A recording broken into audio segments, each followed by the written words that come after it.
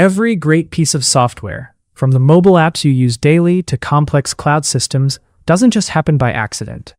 It follows a rigorous roadmap called the Software Development Lifecycle, or SDLC. SDLC is the process of planning, writing, modifying, and maintaining software.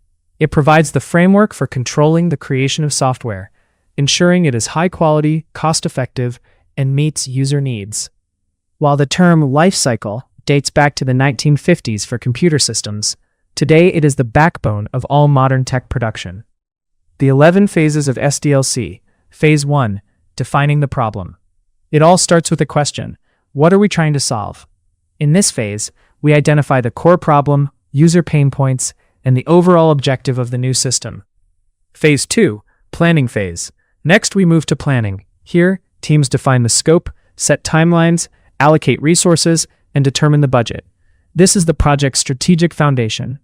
Phase 3. Feasibility study. Can we actually build it? The feasibility study assesses the technical, operational, and economic aspects of the project. We evaluate if the project is worth the investment and if the technology exists to support it. Phase 4. Analysis phase. During analysis, we gather data on the existing system or requirements. We look at the current state versus the desired state to understand the gap the software needs to fill. Phase 5. Requirement engineering. This is where we get specific. Requirement engineering involves documenting exactly what the software must do. These requirements serve as the contract between the developers and the stakeholders. Phase 6. Design phase. In the design phase, we create the blueprint. This includes the system architecture, user interface UI designs, and data models. It's the how of the development process. Phase 7. Development coding phase. This is the heart of the cycle. Developers take the design documents and start writing the actual code using programming languages like Python, Java, or C++, building the system piece by piece. Phase 8. Testing verification phase. Code isn't perfect. In this phase, testers check the software for bugs, errors, and security vulnerabilities. We verify that the software behaves exactly as defined in the requirement engineering phase. Phase 9. Deployment implementation phase. Once verified, the software is deployed or released into the production environment.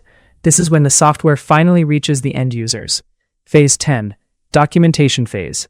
Often overlooked but vital, the documentation phase involves creating user manuals, technical guides, and help files so that others can understand and use the system effectively. Phase 11. Maintenance support phase. The cycle doesn't end at launch. The maintenance phase involves fixing new bugs, updating the software for new hardware, and ensuring it continues to meet user expectations, and providing support to users to ensure long-term success.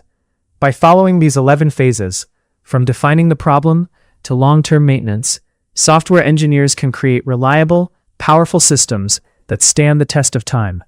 Whether you are a student or a budding developer, mastering the SDLC is your first step toward building the future of technology. Thanks for watching, and we'll see you in the next video.